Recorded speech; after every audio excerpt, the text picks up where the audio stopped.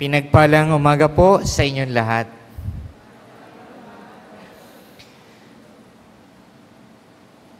Today we also celebrate the memorial of Saint Teresa of Calcutta, Mother Teresa. One day, in one of the orphanages that she was running sa Calcutta, may mga dumating na mga rebelde. Niraransak nila yung mga institutions na may mga pagkain dahil nga sa matinding tagutom. And nag-akyatan yung mga sundalo, yung mga rebelde doon sa bakod at isa-isang pinagkukuha yung mga sako ng trigo, mga bigas at mga pagkain doon sa orphanage. So, si Mother Teresa, natatakot, yung mga madre niya, nandun siya, ginagawa niya, ginaguide niya yung pinuno, tinuturo niya kung saan nakalagay yung kanilang mga stocks. Nagtaka ito ngayong pinuno. Sabi niya, why are you doing this? You should be hiding them from us. Bakit mo ibinibigay sa amin? Dapat nga itinatago mo pa nga sa amin. Hinawakan ni Mother Teresa yung pisngi ng pinuno ng rebelde, ng tulisan, at sinabi, how can I be angry with you? How can I hide everything from you if Jesus loves you? And with that, the mind and the heart of that head was touched. Ang ginawa niya, pinababa niya lahat ng nandun sa truck nila. I-donate doon sa orphanage. Sometimes, we easily react to changes. Narinig natin sa Ebanghelyo ngayon, Jesus uses a metaphor of the wine and the old wineskins. The new wine is the Word of God, the new life that God is offering us. Yung new wineskins, tayo yon. Tinanong si Jesus tungkol sa fasting. Alam nyo naman yung mga Pharisees, they used to live with the time, the schedules, old practices, yung madali na nakasanayan na. And here comes Jesus teaching them and giving them new teaching. Nagre-resist sila.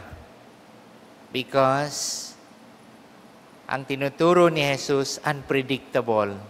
They used to live with the predictable environment. Kasi nakasanayan na nila na pag alas 5 na, that is the following day. Kaya nga, may tinatawag tayong anticipated. Pero sa kanila, pag may bago, parang magugulo na sila. That is why the invitation of God is to open our hearts. Yes, it is normal to react when there are changes. Pag may bagong namumuno, syempre may mga changes. Magre-react tayo kasi nagugulo yung dati nating nakasanayan. But the Holy Spirit is inviting us to open our hearts so that the love of God may prevail. Kung sa lumang tipan, they are fulfilling the law, sa buhay na inu-offer ni Kristo, love fulfills the law. Kaya nga sinabi sa first reading, God is the image of invisible God. He created visible and invisible things. Makapangyarihan at walang makakaalpas sa Kanya.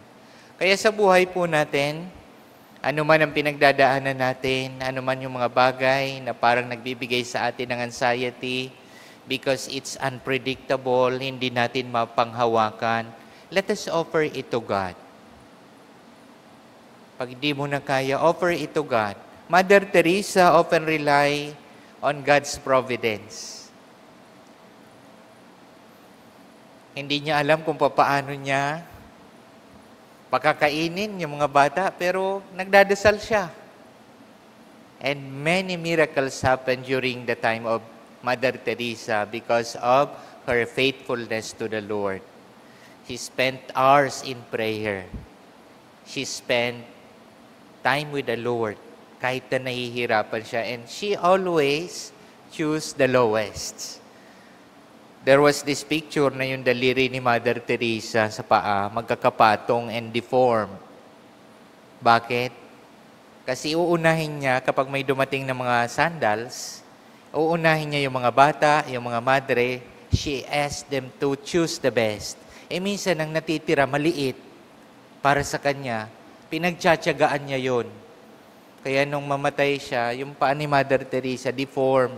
Kasi pinagtsatsagaan niya yung masikip na footwear. Kasi ayaw niyang kunin yung best para sa kanya, inuuna niya ang iba. Pero she did not complain. God placed her in the best position in the heavens. And we are reaping the fruits of her labor. Tayo ay nagtatamasa sa halimbawang ibinigay niya sa atin. Amen.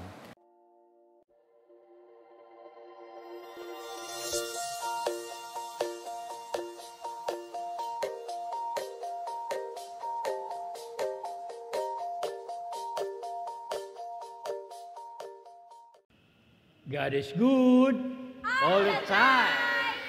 Thank you for joining us today. View our past broadcasts on our Facebook page, St. Peter Community, and subscribe our YouTube channel. Like, share, and hit the bell.